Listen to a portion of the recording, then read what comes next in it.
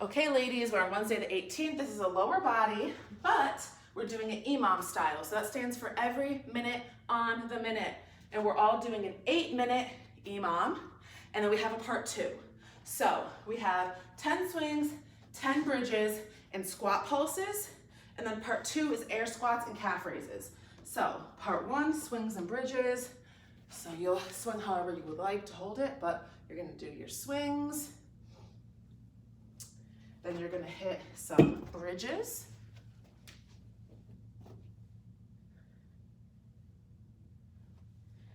And your in-between is gonna be your squat pulses, which looks like that. And then, oh my God, my knee hurts. Oh, I got a little pop. And then part 2 is gonna be air squats and calf raises. So just hit your air squat, calf raises. I'm sure I've talked about this before, but you could either do it on the floor. I always go to my staircase and do it. So, okay, for EMOM, for anybody who doesn't know what an EMOM is, it stands for every minute on the minute. That is a timer. So you're gonna go to your timers app, you're gonna open up EMOM, you're gonna input 8 minutes. That's how long we're doing it for. So basically you're gonna end up doing 80 swings, 80 bridges, squat pulses in between. So how the EMOM works is the timer's gonna beep for every minute. So whenever you do an EMOM, you break it down minute by minute. So when it first beeps, you're going to do 10 swings, 10 bridges, and then you're going to just squat pulse until the timer beeps again. It's gonna beep at minute 2. When you hear that second beep, you're gonna start over again. You're gonna do 10 swings, 10 bridges, and then you're gonna squat pulse until it beeps at the 3rd minute. So every minute, every beep means you start again, okay? So typically with an every minute on the minute, you would do 10 swings, 10 bridges, and then rest until the next beep. Because with the EMOM, your only rest is how fast that you just got done. So if you, obviously a minute is a minute, so if it took you 30 seconds to do your 10 and 10, now you get a 30-second rest before it beeps again and you start over. If it took you 40 seconds, now you have a 20-second rest before it beeps and you have to start over again, okay? So EMOM is kind of like a race against the clock, but you also wanna pace yourself so you don't get too tired. Like if you do it super, super quick and really, really hard in the first few minutes, you're gonna have a lot of rest, but when you start to fatigue, you kind of blew it because now your body's gonna get tired faster, and then at the end, you're gonna get a really short rest. So luckily, this is only an 8-minute one. So because it's so short, and I wanted to have a part 2, that is why you're not getting a total rest. Your rest is squat pulses, okay? So you're always gonna be doing, every time it beeps, 10 swings, 10 bridges, squat pulse. Beep again. 10 swings, 10 bridges, squat pulse until it beeps again. So you don't actually have any time where you're not doing some kind of exercise, okay? So that's why it's only an 8-minute one. Usually we do like 15 or 20 minutes. So swings, I feel like I have talked about them before, so I don't want to overkill it, but you can either hold a dumbbell like this, the long way, or you can hold 2 dumbbells like this. Your swing motion is your hinge. So that means that your butt goes back to the wall, your back is straight and flat, but it folds toward the floor. Your knees are slightly bent. You're gonna feel your hamstrings pull, and then you're gonna thrust your hips up, but you're not gonna overarch. You're just gonna kind of be like here when you squeeze your butt, okay? So you're gonna be down, your butt is toward the wall, your knees are slightly bent, your back is straight, but it is folded, it is hinged at the hip, and then you're gonna come up and squeeze your hips. So that is your swing. Your weight comes between your legs pretty high, like my weight is like up here, so it's pretty high, and swing.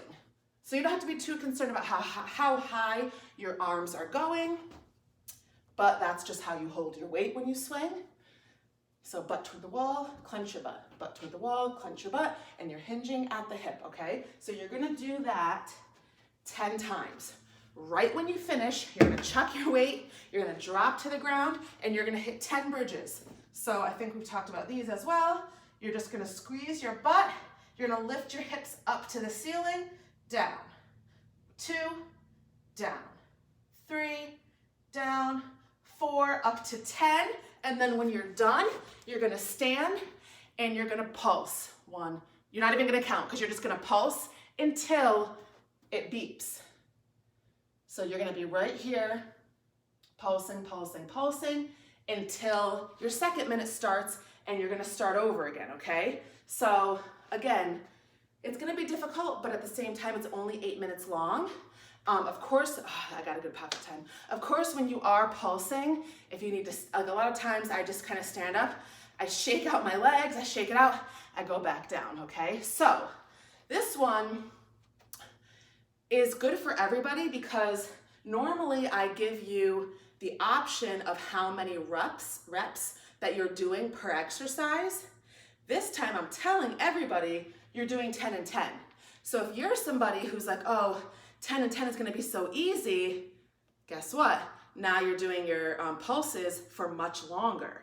If you're somebody that 10 and 10 is hard, then that's great. It challenges you, and then you're not pulsing as long because it probably took you longer to get those exercises done. So it's a double-sided thing. It's not gonna be easy for anyone. You're either working hard in your exercises or you're getting stuck doing squat pulses for a long time, which is also very difficult. So that's why I thought this was kind of a cool way to do it, but it's not too long, it's only 8 minutes long. So once you finish those 8 minutes, you're gonna go to part 2, which is 4 reps. So you have air squats and calf raises, 4 reps. So that means you're gonna pick between 60 and 100. You could pick 75, you could pick 80, you could pick whatever you want. If you're, not that tired from your EMOM and you're somebody who's been working out a long time, you could pick 120. You can do whatever you want as long as you don't do any less than 60. If that is extremely challenging for you, then of course you can do less. But the goal is to do more than 60, okay? So you're just gonna hit your air squat, which is a regular squat, or if you have to use a chair, you can do your chair,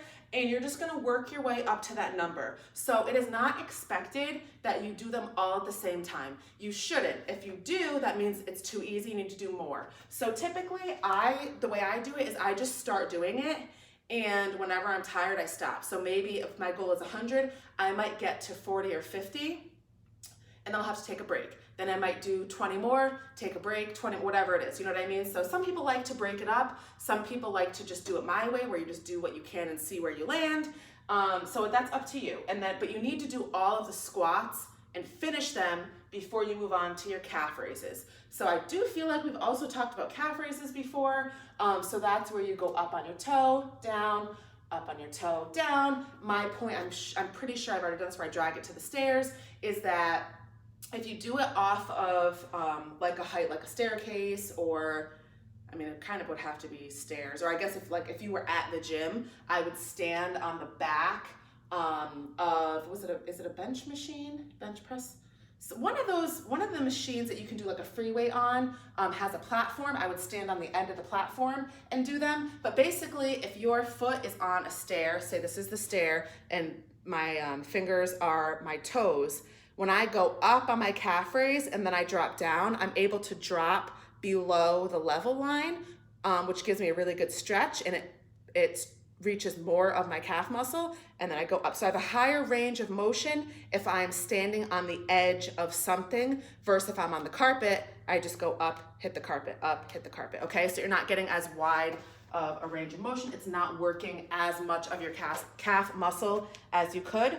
So if you have any questions on that one can be kind of confusing, message me, but that is Wednesday the 18th